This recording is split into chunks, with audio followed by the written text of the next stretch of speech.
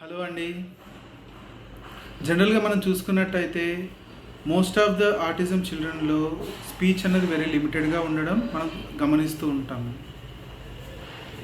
కొంతమంది mouth close చేసి మాట్లాడడము, దాని వల్ల క్లారిటీ తగ్గిపోవడము, ఓరల్ సెన్సిటివిటీ ఇష్యూస్ వల్ల చూయింగ్ లేకుండా ఉండడము, ఆర్టికులేషన్ ఎర్రర్స్ పలకడము, ఫస్ట్ లెటర్ పలకడము, తర్వాత సెకండ్ లెటర్ని ఒమిట్ చేయడము, యాపిల్ అన్నప్పుడు ఆ అనడము, ఇలాంటివి మనం మోస్ట్ కామన్గా చూస్తూ ఉంటాం. దీనికి one of the major reason ఏంటి అంటే అప్రాక్సియా కాంపోనెంట్ ఉండడము.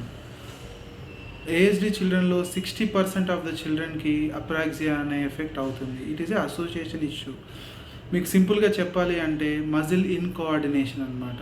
కోఆర్డినేషన్ లేకపోవడము. ఇప్పుడు ఫర్ ఎగ్జాంపుల్ అమ్మ అని పలకాలి అంటే మన లిప్స్ కరెక్ట్గా అమ్మ అని పలికేటప్పుడు కోఆర్డినేట్ అవ్వాలి, టైమింగ్ సెట్ అవ్వాలి. ఇన్సైడ్ నుంచి వాయిస్ పర్ఫెక్ట్ టైమింగ్లో అమ్మ అని టైమింగ్ మిస్ అవ్వాలి. ఓన్లీ లిప్ మూమెంట్ ఉండి వాయిస్ లేకపోవడము, ఆ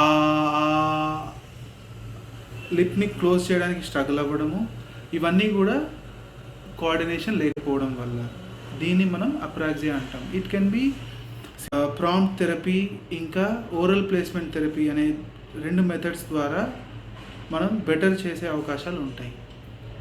ఓరల్ ప్లేస్మెంట్ థెరపీ ద్వారా మనం వాట్ ఎవర్ ద ఓరల్లో ఉన్న సెన్సరీ ఇష్యూస్ని డీసెన్సిటైజ్ చేయడము, ఓరల్ అవేర్నెస్ని క్రియేట్ చేయడము, ఓరల్ మజిల్స్కి ఆ స్టిమ్యులేషన్ ఇవ్వడం ద్వారా ఆ కోఆర్డినేషన్ పెరిగే ఛాన్సెస్ పెరుగుతాయి. ప్రాంప్ట్ థెరపీ అన్నది ఇప్పుడు ఫర్ ఎగ్జాంపుల్ ఆ అమ్మ మా ఫిజికల్గా మన ఫింగర్ మూమెంట్స్తో వాళ్ళకి ప్రాంప్ట్ ఇస్తూ నేర్పించడము. మేజర్గా ఈ బోత్ టెక్నిక్స్ యూజ్ చేయడం వల్ల వాళ్ళకి ప్లేస్మెంట్స్ నీట్గా తెలుస్తాయి. ఖా ఈ డిఫరెన్షియేషన్ అనేది విజువల్గా కాకుండా వాళ్ళకి వైబ్రేటర్స్ ద్వారా ప్లేస్మెంట్స్ చేసే టూల్స్ ద్వారా టంగ్ డిప్రెసర్స్ ద్వారా ప్లేస్మెంట్స్ చూపించడం వల్ల వాళ్ళలో ఈ అప్రాక్సియా కంపోనెంట్ అన్నది తగ్గి స్పీచ్ అన్నది కోఆర్డినేషన్ పెరిగి మాట్లాడే ఛాన్సెస్ ఎక్కువగా ఉంటాయి. నాట్ ఓన్లీ దిస్, ఇప్పుడు జా మూమెంట్ మెరుగవడం వల్ల చూయింగ్ డిఫికల్టీస్ తగ్గడము, ఫుడ్ పాకెటింగ్ తగ్గడము, స్వాలోయింగ్ ఇష్యూస్ తగ్గడము, వాళ్ళు బెటర్గా ఉండడానికి ఈజీ అవుతుంది.